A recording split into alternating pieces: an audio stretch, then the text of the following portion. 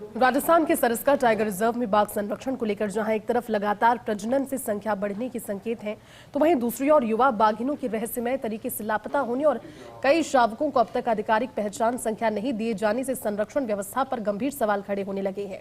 जंगल के भीतर बढ़ती टेरिटोरियल चुनौती, मॉनिटरिंग की सीमाएं और पहचान प्रक्रिया में देरी अब वन्यजीव विशेषज्ञों की चिंता का कारण बनती जा रही है। सरिस्का में बाघिन ST14 की बेटी 2401 पिछले वर्ष 25 मार्च से लापता बताई जा रही है। यह युवा बाघिन अकबरपुर रेंज क्षेत्र से अचानक गायब हुई थी। लंबे समय से उसकी कोई स्पष्ट मूवमेंट रिकॉर्ड नहीं हुई है। वन विभाग की ओर से सार्वजनिक स्तर पर अब तक स्थिति स्पष्ट नहीं किए जाने से कई तरह की आशंकाएं गहराने लगी हैं।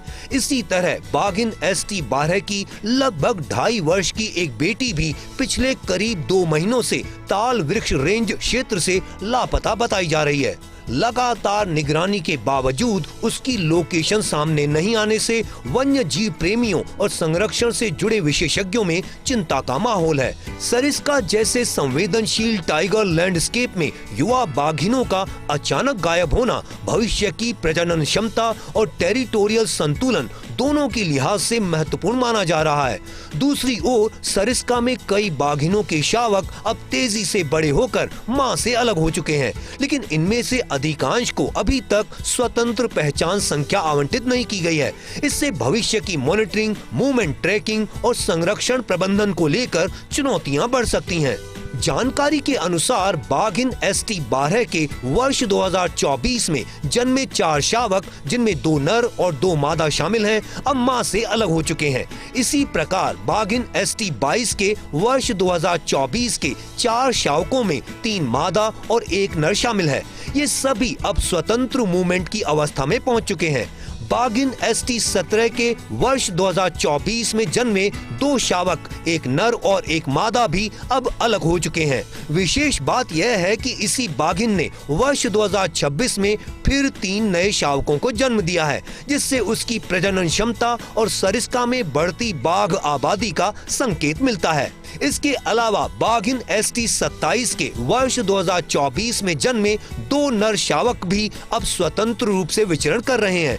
वहीं बाघिन ST2302 के वर्ष 2025 के 2 शावक, ST30 के 3 शावक और ST19 के 4 शावक भी मां से अलग हो चुके बताए जा रहे हैं। ST19 के शावकों में 3 नर और 1 मादा शामिल हैं। वन्य जीव विशेषज्ञों का मानना है कि युवा बाघों और बाघिनों को समय पर पहचान संख्या नहीं मिलने से भविष्य में उनकी मूवमेंट, टेरिटरी संघर्ष, मानव वन्य जीव संघर्ष और संभावित डिस्पर्सल की वैज्ञानिक मॉनिटरिंग प्रभावित हो सकती है। कई बार युवा बाघ नए क्षेत्र की तलाश में रिजर्व से बाहर भी निकल जाते हैं, जिससे उनकी सुरक्षा जोखिम में पड़ जाती है। सरिस्का में पिछले वर्षों में बाघों की संख्या बढ़ने के साथ अब सबसे बड़ी चुनौती उनके लिए पर्याप्त और सुरक्षित आवास क्षेत्र विकसित करने की मानी जा रही है। बढ़ती बाघ संख्या जहां संरक्षण की सफलता मानी जा रही है, वहीं मॉनिटरिंग, पहचान, शिकार आधार, कॉरिडोर सुरक्षा और मानव दबाव को लेकर नई चुनौतियां भी तेजी से सामने आने लगी हैं। सरिस्का में बाघों की आबादी बढ़ने के साथ साथ वहां बाघों की मॉनिटरिंग और ट्रैकिंग अब चुनौती बन गई है। दरअसल सरिस्का प्रबंधन द्वारा कुछ बाघ शावक जो अब सब एडल्ट हो चुके हैं, उनको अभी तक नंबर नहीं दिए गए हैं। यही कारण है कि अब बाघों की ट्रैकिंग मुश्किल होती जा रही है और कुछ बाघ लापता भी हैं।